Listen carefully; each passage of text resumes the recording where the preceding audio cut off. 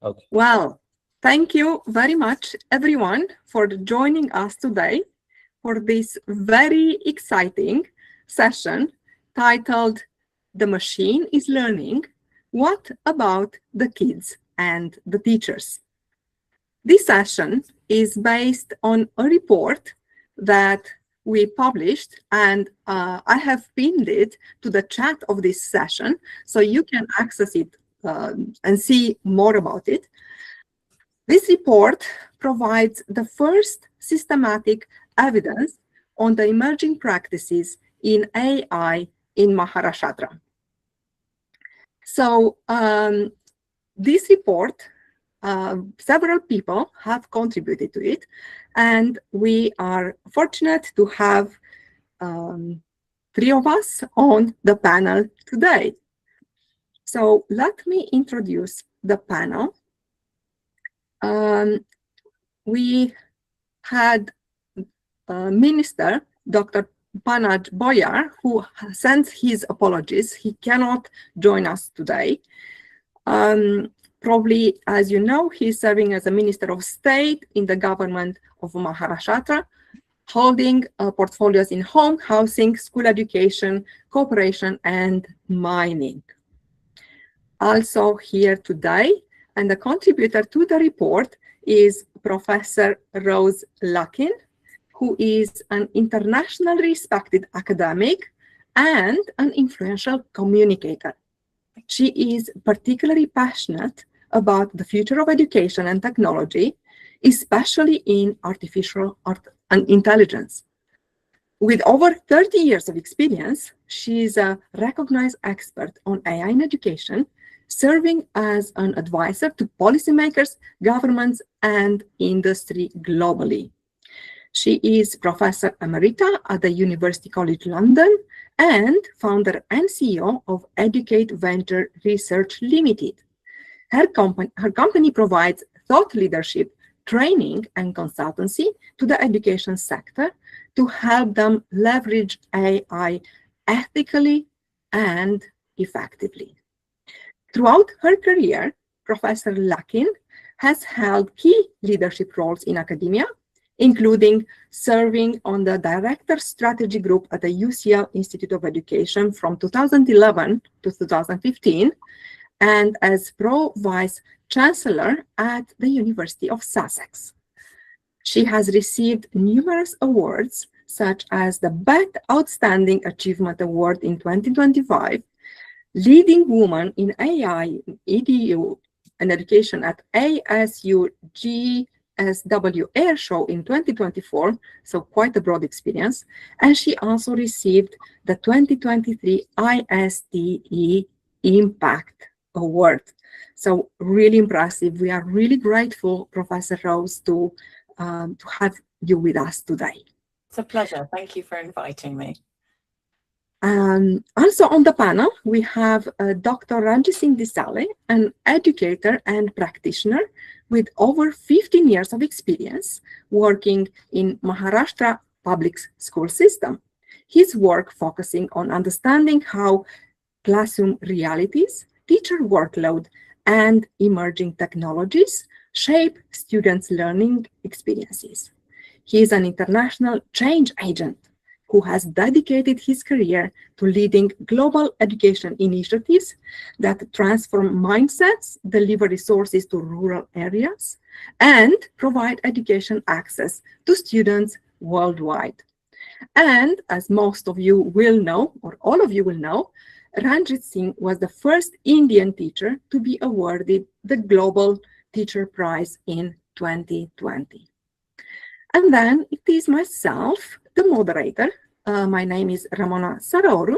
I'm a doctoral researcher with the Faculty of Education at the University of Cambridge. I'm also passionate about research, as shown in my professional experience, which includes a role such as senior researcher at Cambridge University Press and Assessment, research assistant at the Faculty of Education, and at the University of Cambridge, and at the University of Sussex, which I discovered I have in common with Professor Rose.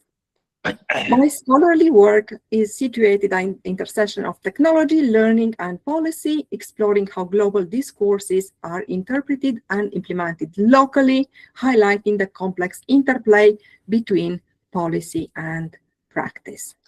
Well, thank you very much. These are the introductions.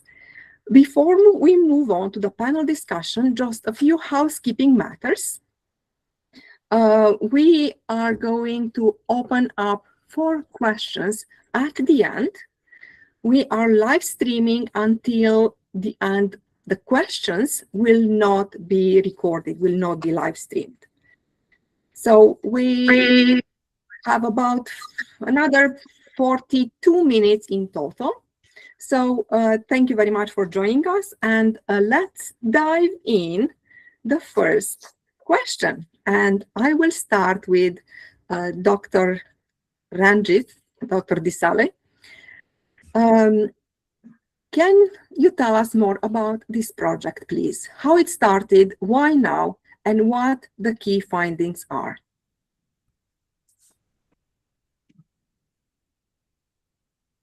Thank you so much, Ramona, for this warm welcome, and I'm very much glad to be here today.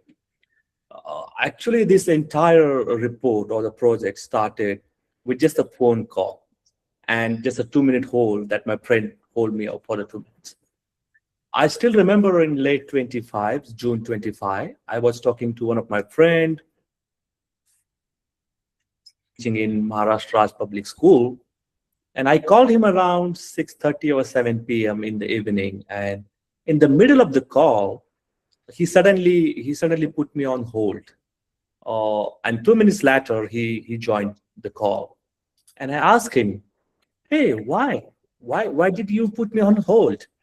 And he said, hey, come on. I had to give homework to my student. So I kept you waiting. And I was curious.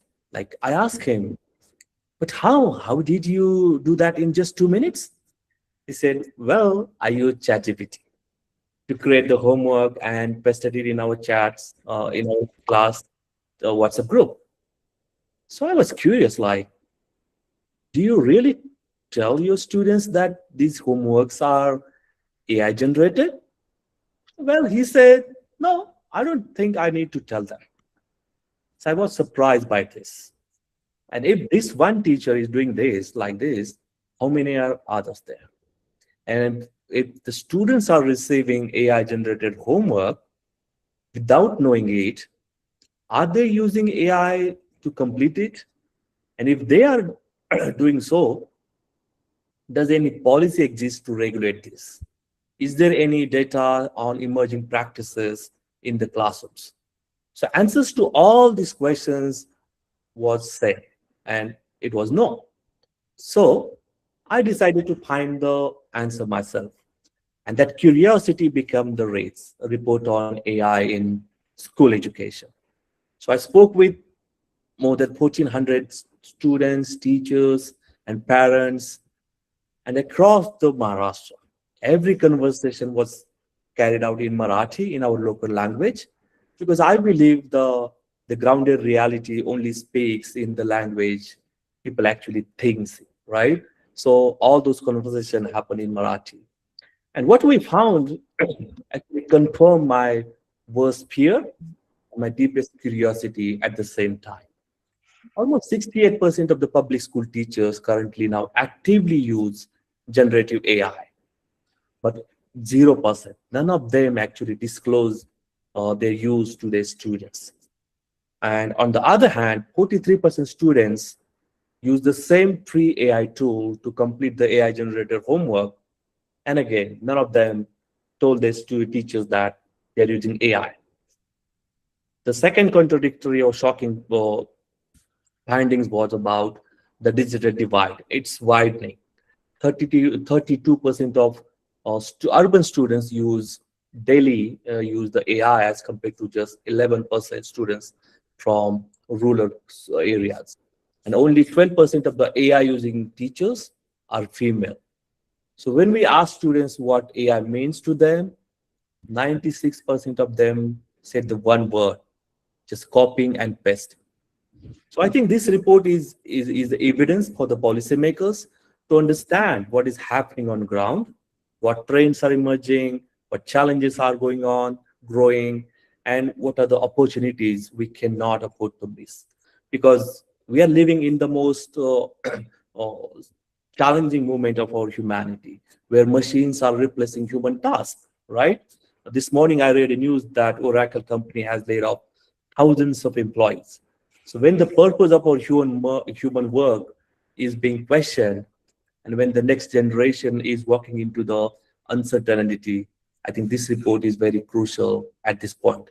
So I started this project because of the 2-minute call, and I'm presenting it today because what happens in the next 2 years in our classroom will determine what kind of future Maharashtra children's walk into.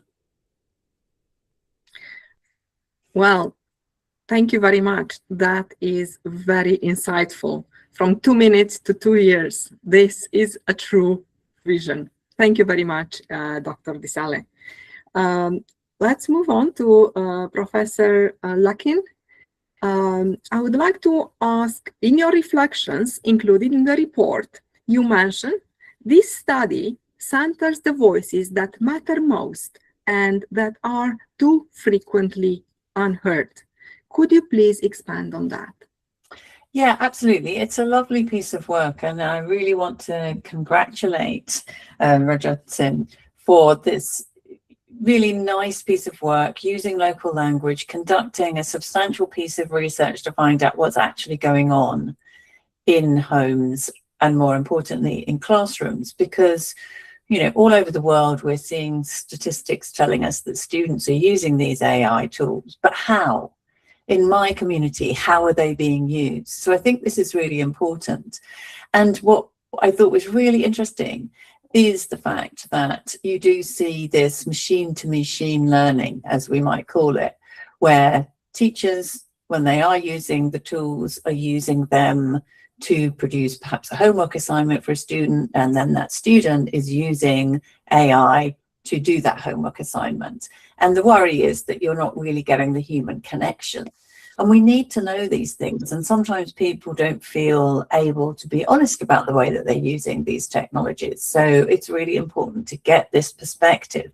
Now, I do want to balance that, and I did say this in my comments, that it is also true that the vast majority of students do at least check the answers that AI has given them. So there is some extent to which they're starting to move beyond passively consuming. So it's not quite pure machine to machine, but we really need to encourage that critical element and build on that, so that we don't have students just accepting what the AI gives them as an answer.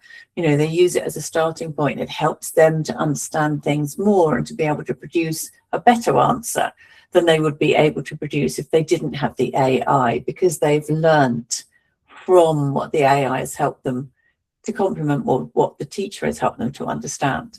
So I think we don't always get accurate insight on the real behaviors, and yet we need to understand these real behaviors to see where the weaknesses are, but to see where the opportunities are to strengthen those behaviors, to try and support much better learning practices and habits within students. And of course, to support teachers to use the tools as effectively as they possibly can by helping them to understand the strengths and weaknesses of these technologies. Thank you very much. You make critical points that we as educators always need to keep in mind. What is out there? How do we teach that critical thinking? How do we teach that critical thinking in the context of classroom practices? What is happening in real life? Thank you very much. I would like to move on with the next question, grounding and expanding. In your experience, in your vast experience, Professor Lakin, with AI around the world, what is similar to the machine learning? Let's call it machine learning in the way you have explained it, with some human elements, but it is machine learning in what is happening in Maharashtra, and what is different? That's such a good question. I mean, there are a lot of similarities and also some differences, which is why one needs to look at the contextual data. And I think the point made about using the local language is really important. But just to give you a comparison, today in the UK, our largest teachers union published a survey that they had come down to. Now, this is a survey, so it's not the detailed analysis that we're talking about in the report here, but that was quite interesting. Certainly 2/3 of secondary teachers, 66%, thought that pupils' critical thinking had declined due to AI usage. So that's, you know, certainly in tune. AI use among teachers is now widespread and growing. 76% are now using AI tools for day-to-day work, up from 53% last year. So again, seeing that increase. I don't have data from this on the equity issue, though that's obviously extremely interesting to probe. And again, the primary reasons that teachers are saying they're using these tools is to create resources, lesson planning, and sometimes marking, but it's much more likely to be resource creation and lesson planning. But again, this is a point that I think is very relevant to your context too, is only half the schools surveyed had an AI policy, which really, and you know, and 2/3 have no policy for students. So 49% had no policy whatsoever for either AI used by students or staff, and 66% had no policy specifically for students. So how can we help students to become better at using these tools if we don't have the policies in place that set the parameters about what our expectations are? So that's just I just saw this report published today, and I thought that's really interesting as a direct sort of comparison. But all over the world, we see increased use of AI within education. It's not the same. You know, some countries it's much more prolific than others. Some, the use is much more as part of a national strategy, such as you would see in the Middle East or in Estonia or in Singapore. In other countries, it might be less top down and more from the schools themselves. There's a lot of variety, but one thing you can say that is consistent is that there is an increase in usage by both educators and students of these AI tools. That is definitely the case. The percentages might be different, but there's an increase. But there's also, in line with that, an increasing concern about the extent to which these tools are truly supporting students' learning, as opposed to them being able to produce an output, like a piece of homework. But I do think it's important to recognize that, in a sense, that's down to us as educators to change. Because if we stop setting assignments that can be done without the student needing to engage in the process of learning, then it's not surprising if a student under pressure, time pressure, or anxious might use one of these tools. So I think we have to kind of change the mindset about what we're expecting from these tools and what our students are expecting from these tools. And as I say, you've got a little glimmer of hope in the data in your study about at least students are checking the answer. It's a step in the right direction. Obviously, it's not what we want in its entirety, but I think that can be built on. Mm-hmm. Well, thank you very much. You have touched on to so many important points. Policy, I'm going to talk specifically about policy. We do recommend specific policies, specific timelines in the report. So, and we have the support of His Honorable Minister. So there is high hope. Things will progress. Great. Yeah. So change. Let's go back to Dr. Ranjit Singh.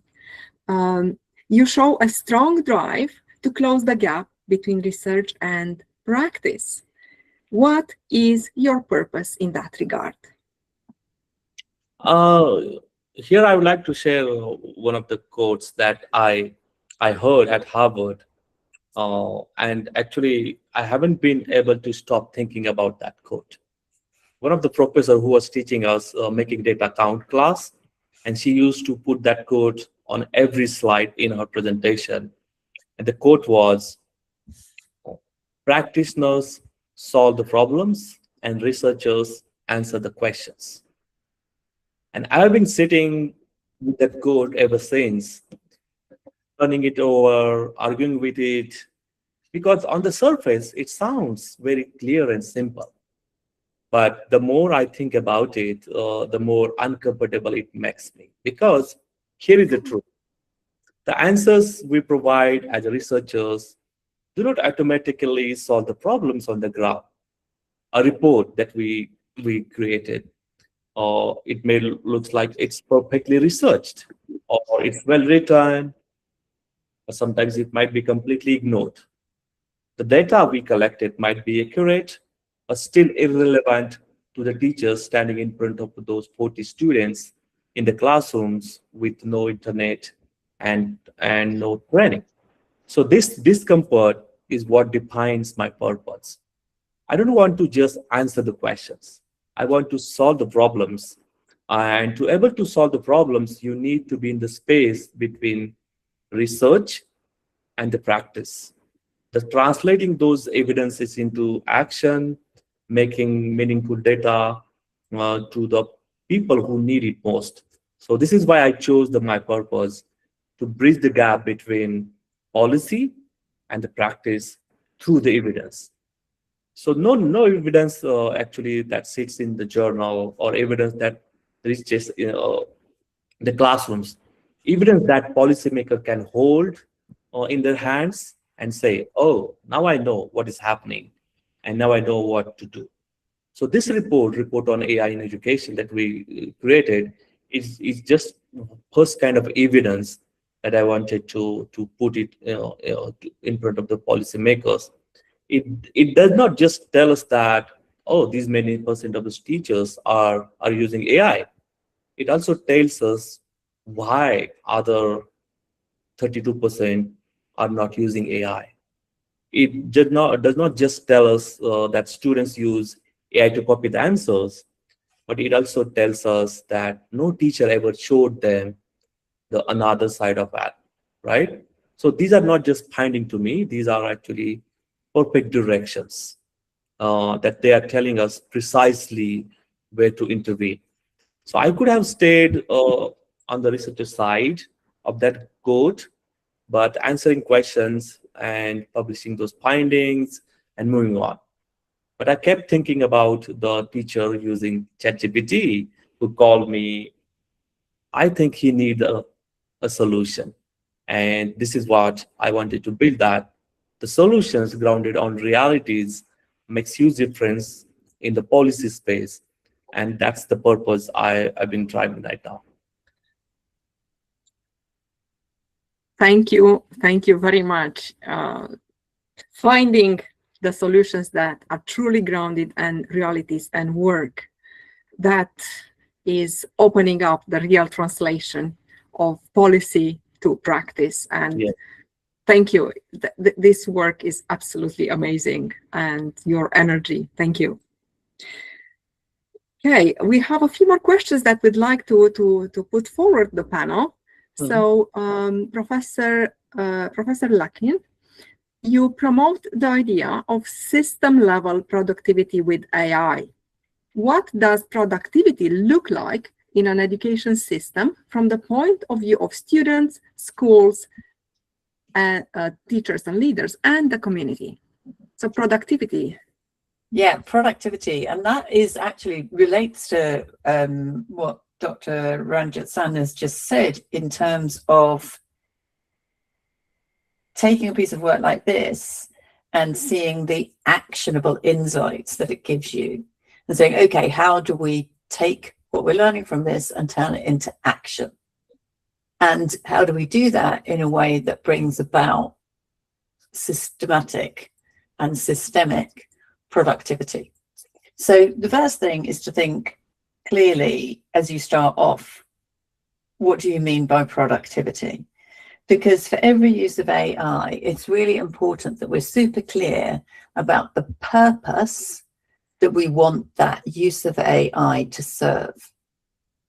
Because we want that productivity to revolve around helping students to gain greater understanding, to understand more, to learn more. That's the ultimate goal, isn't it, of all teaching?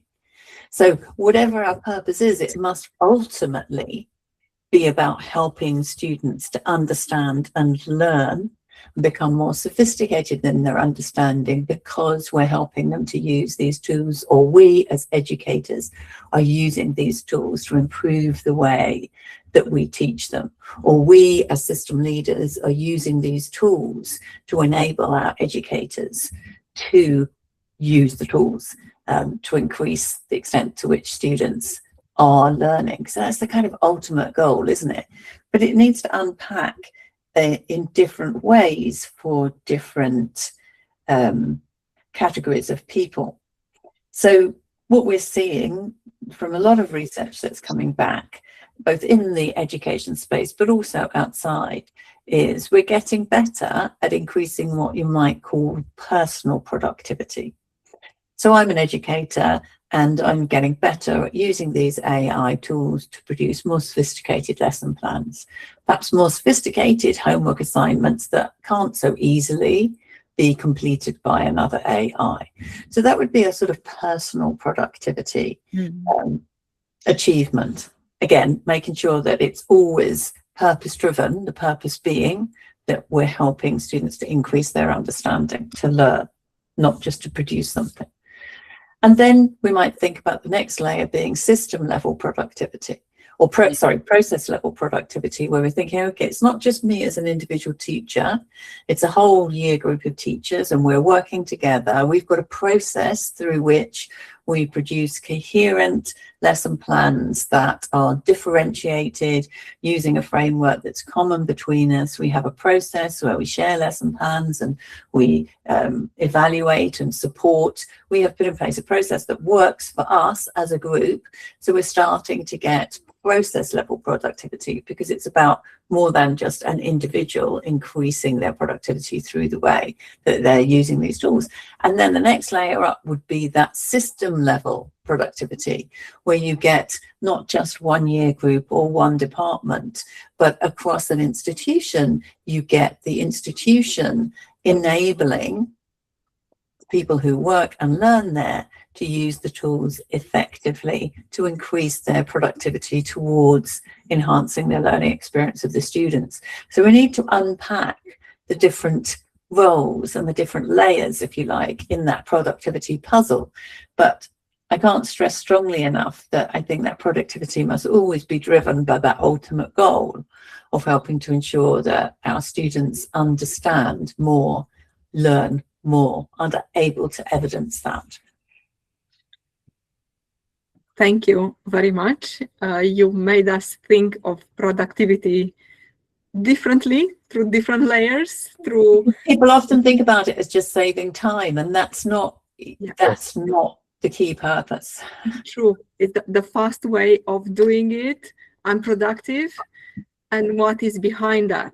Like you said, it's the personal, it's the process. Absolutely. You can be really fast at producing lesson plans, and students can be really fast at using an AI to produce an answer to the task. So who's learned anything? Yes, exactly. It's just a tool in the a tool in the process of AI, teaching the machine how to perform even better. So thank you very much for this. This leads well into the next question, which is also related to productivity. So Dr. Disale, we are going back to the report that shows 98% of students double check their AI generated answers, like we discussed earlier. Yeah, it's commendable. Yes.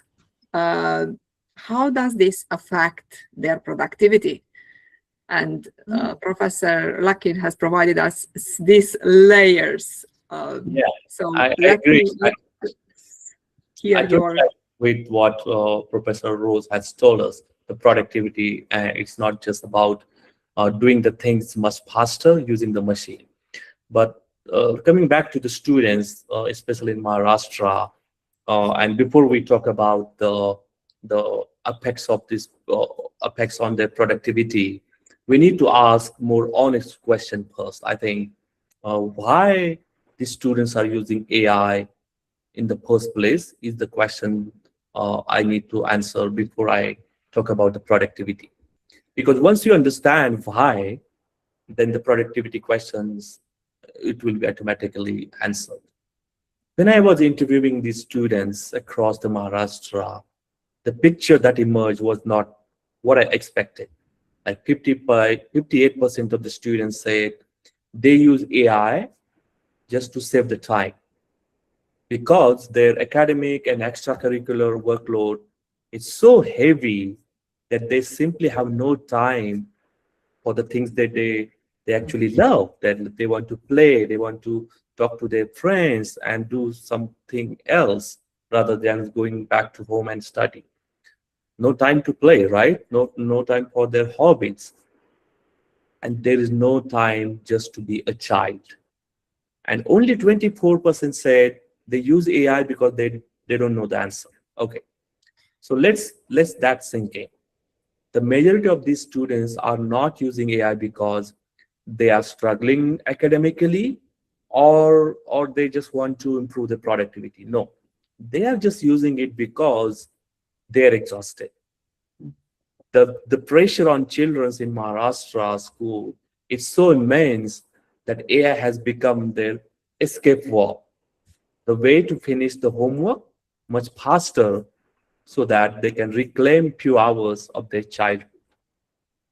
Now, within that context, yes, 98% of the students double check their answers. And I want to be clear that instinct is genuinely commendable. That's great.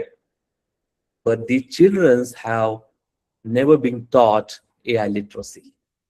No teacher has told them that AI can be wrong. Yet they are verifying. And that critical instinct is real and it matters. But why these students are double checking? When I was talking to them, they said, oh, it's not just to deepen their understanding or not to learn. They are double checking the answers because the very next morning when they go to school and they have to show their teachers that their homework is correctly completed. The verification is actually driven by the fear of being caught copying the answers, not by curiosity about whether the answer is right or not. And here is where I want to be completely honest with you that because I think honesty is most valuable than confident sounding answer. So does this affect the productivity of these students? I genuinely don't know because I don't have any data that talks about their productivity. My report was just focusing on the practices and how they are.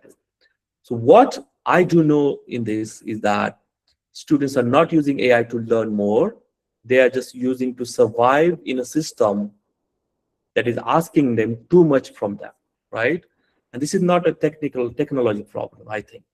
This is more about curriculum. This is the way our entire education system in India is structured, that is all about the workload problem.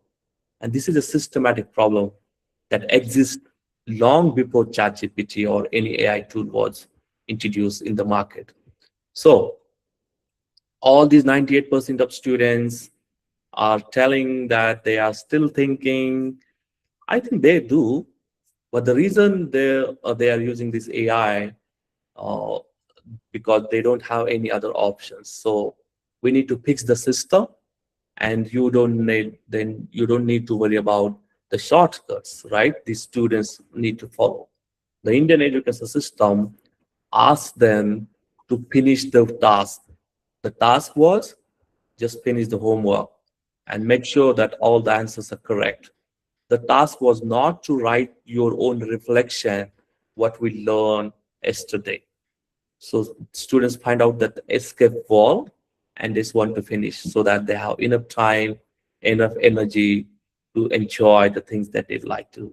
So I think it's not the productivity, it's all about the mental approach or their perspective about the AI, looking at the AI as a copy pasting tool rather than a productivity tool that will improve their productivity or improve their performance or learn differently. Thank you very much for expanding on the productivity and adding several layers to it. Human layers that we all have. We probably experienced them as students when we were students ourselves, and now as educators we'd like to do better for our children. So this looks at what is needed, and Professor Lakin, you have already suggested a few approaches that can be taken and need to be taken. So I would like to ask a last question. What can we, practitioners, policymakers, researchers, do to make a meaningful impact on the current machine learning? And I'm using that expression, keeping in mind what was already discussed in this session. You are muted. Sorry. Sorry, I turned it off because there was some background noise. Just before I get to that, and I will answer that question, I want to just pick up again on what Dr. Ranjit Singh was saying. It's so important.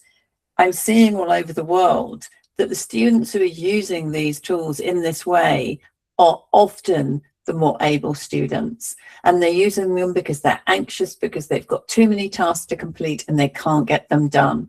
I was interviewed for a radio program in South Korea in January because 97% of the students at their top university were using ChatGPT or similar to cheat in exams, and they were horrified about this. But when you unpack it, these students are taking tremendous risk just to get those extra few marks because they're under so much pressure. And so we've put students under pressure, and then we're setting them assignments that can be done by an AI. So we're not really giving them the factors for success here. And that's what really needs to change. So thinking about policymakers, practitioners, and researchers, I think all of us need to work together and help change the way that we go about assessing whether a student has learned something. Because at the moment, too much emphasis is put on what they produce.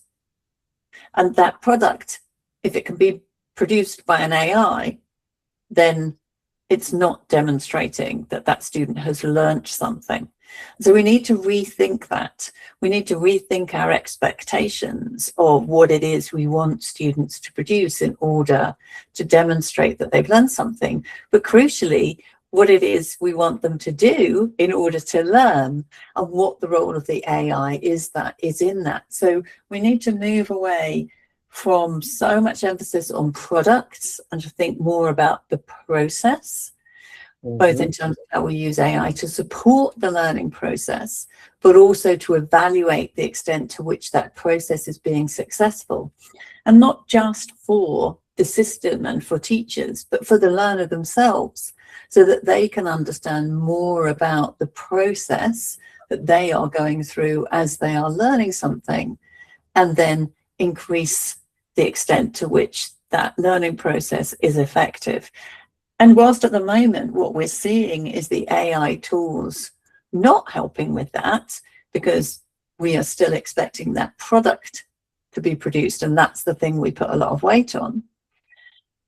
If we shift, then of course the AI can be really helpful in helping us to track and analyze the learning process. So it needs a mind shift, and it needs policymakers, practitioners, and researchers to work together to think about how we use the AI both to support and evaluate the process of learning and the extent to which students are becoming exceptional learners, because that's what they're going to need to be in the future. Well, thank you. Process, learning, and looking at the process, it is already deeper learning, isn't it? Because it's meta learning, thinking about thinking, thinking about learning. Yes. And let's do that. Let's do as practitioners, as researchers, let's focus on that and make the change that our students need. Yeah. Before we close, Ranjit, back to you. I would like to ask Dr. Ranjit, what is next after this report? What is something you are particularly excited about in bringing learning to the kids and teachers, not the machine? That's a very good question. And before I answer this question, I want to come back to Professor Kerry Conway's quote that researchers answer the questions and practitioners always solve the problem. Actually, I think this report has answered some important questions. So now we know that what is happening on ground in Maharashtra public school, and we know the trends and challenges and gaps. But knowing is not enough, I think, and that has never been enough. Because right now, somewhere in Maharashtra, so many teachers, like hundreds of teachers, are still using AI with no guidance. And students are still using ChatGPT to finish those homework. So nothing had changed. And policymakers are still making decisions without any ground level evidences. So this report might change that part a bit, but for the first two, there is a real work begins, I think. And this is what I see myself doing next. My focus will now shift from how I can translate this research into the action, not just from answering the questions. We will turn to how we can solve those problems. So I want to work towards translating this report into the action, into the policy, because evidence without policy is just a good read, but the Maharashtra students cannot afford to wait for good read to become the good decision, right? So, but here is what excites me the most, and the way I talked to Minister of Education, I want to bring him in this discussion. The reason was that he will be aware of what is happening on ground. When I submitted the report to him, he was also shocked by knowing the facts that, oh, this is really happening. We are not aware of those things. So I want to share with you that, because we believe in the idea. The idea is that turn that policy, turn the approach from the bottom to the top. So I'm expecting the possibility of launching teacher policy fellowship, where teachers will be partnered with the researchers from the universities, and they will be, working together for 18 to 20 months, just like we did that report, and they will be generating the better policies, adopting that bottom-up approach. So researchers from the universities will get partnered with the teachers on ground, and they will work on same issues all across the Maharashtra. So this is where I wanted to focus. If everything goes well, if we get some right people on board, we will very soon make the announcement very soon, because I believe that partnership does matters, and it is more important right now. Just like we met Professor Lukin and you last year in Cambridge, and then we didn't just meet, we just continued our discussion and idea and make those ideas happen on ground. So that's a similar kind of a thing I want to continue doing with the teachers and the professors from different kind of universities, to work on similar issues that entire world needs to solve. Well, thank you. That is an exciting future plan. And as you mentioned, you are a researcher that connects research with practice. And it's a clear vision, clear plan. You know what you want, you know what needs to be there. And it's what research practice already shows. Yeah. So thank you very much. I'm rushing because we still have a few minutes and we have a few really good questions.